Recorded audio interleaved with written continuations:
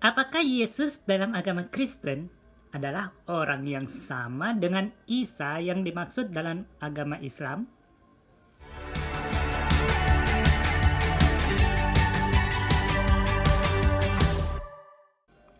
Ini Yesus, ini Isa. Satu Yesus tambah satu Isa menjadi dua dong. Loh kok? Bentar.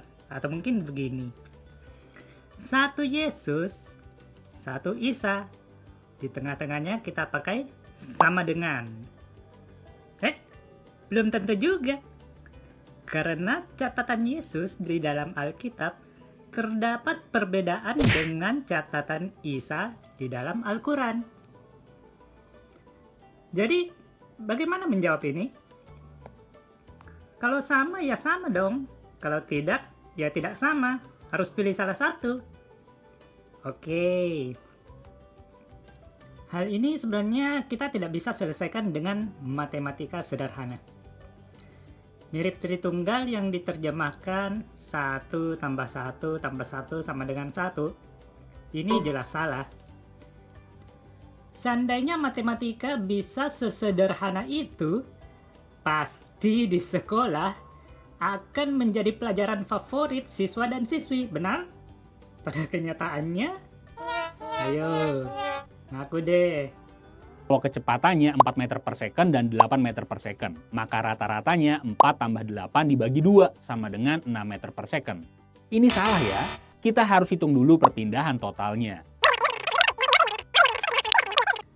Nah, saya perkenalkan salah satu pelajaran matematika. Namanya himpunan. Sekarang kita kembali ke topik. Ini adalah beberapa ciri-ciri Yesus di dalam Alkitab.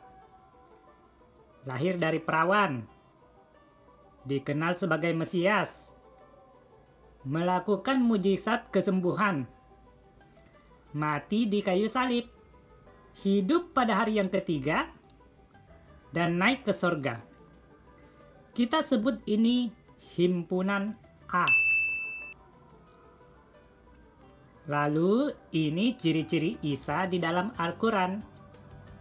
Lahir dari perawan, berbicara ketika bayi, dikenal sebagai Mesias, melakukan mujizat kesembuhan, menghidupkan burung dari tanah liat, tidak disalibkan, tidak mati, dan naik ke sorga. Kita sebut ini himpunan B. Di sini ada informasi yang berbeda, tapi ada juga informasi yang sama.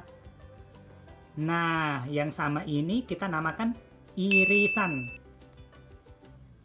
Kakak-kakak yang baik, jadi sekarang Yesus dan Isa sama atau tidak? Silakan pause di sini, simak baik-baik, dan mohon subscribe-nya ya kakak. Tunggu, ada sumber lain yang mendukung himpunan B. Mari kita sebut himpunan C.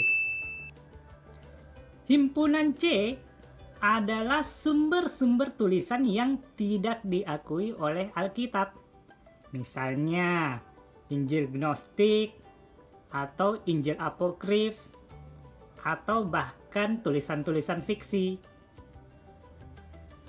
Biasanya Injil Gnostik dan Injil Apokrif kita sebut juga Injil palsu. Himpunan C1, Injil Barnabas. Sumber ini mendukung bahwa Yesus tidak mati di salib, tapi digantikan oleh orang lain yang diserupakan. Tapi Injil Barnabas menuliskan Yesus tidak mengakui dirinya adalah Mesias. Himpunan C kedua, Injil Yakobus. Injil Yakobus menuliskan bahwa Yesus menghidupkan burung dari tanah liat. Sama ya. Tapi Injil Yakobus juga menuliskan bahwa Yesus lahirnya di dalam gua.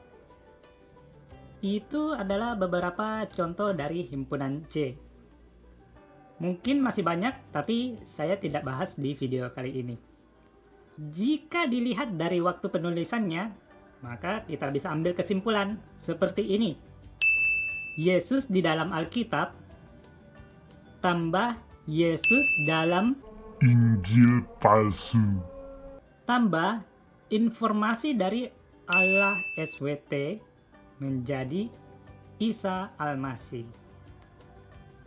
Oke, jadi sekarang kakak sudah bisa tahu apakah Yesus dalam agama Kristen sama dengan Isa dalam agama Islam? Silakan jawab sendiri ya. Nah, bagi sebagian besar Muslim, mereka memiliki kepercayaan dan akan menjawab bahwa Yesus dan Isa itu sama. Dengan persepsi ini, kadang-kadang orang-orang Kristen yang berdialog dengan Muslim juga menganggap keduanya sama demi menyelaraskan komunikasi. Lalu bagaimana dengan saya pribadi? Ya, bagi saya pribadi, saya biasanya langsung jawab sih, tidak sama. Tidak sama bagaimana? Misi utama Isa di dalam dunia adalah untuk membawa kitab Injil yang diberikan oleh Allah SWT. Sedangkan misi utama Yesus datang ke dunia adalah untuk menebus dosa manusia. Dosa siapa? Dosa saya, dosa kakak juga. Sehingga saya dan kakak tidak perlu binasa oleh dosa-dosa kita. Kak, Yesus Kristus mengasihi kakak loh. Yesus Kristus, Sang Juru Selamat umat manusia. Karena Allah begitu mengasihi manusia di dunia ini, sehingga ia memberikan anaknya yang tunggal, supaya setiap orang yang percaya kepadanya tidak binasa, melainkan mendapat hidup sejati dan kekal.